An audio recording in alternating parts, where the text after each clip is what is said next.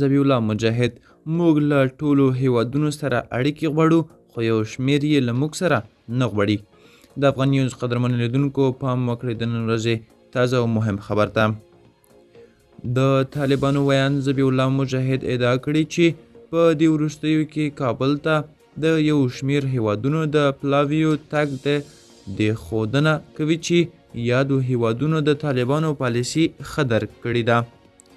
نوموړی وایي هېوادونو دا درک کړي چې افغانستان سره تعامل یوازینۍ لار ده چې ګټوره تمامیږي. دا د دې ښودنه کوي چې د طالبانو ډیپلوماسي په خپله بڼه کې کومه ستونزه نه لري، خو ځینې هېوادونه چې لا هم ځانونه لري نیسي د هغوی په پالیسیو کې ستونزه موجوده ده. د افغان نیوز قدرمن لیدونکو دا د نن ورځې چمتو شوي ویډیو. که غواړئ نور تازه او مهم خبرونه ترلاسه کړئ نو همدا اوس سره افغان نیوز یوټیوب چینل سبسکرایب کړئ تر څو موږ وکولی شو چې خپل تازه او مهم خبرونه تر تاسو ورسوو. تر بیا ښې چارې، ښه وخت.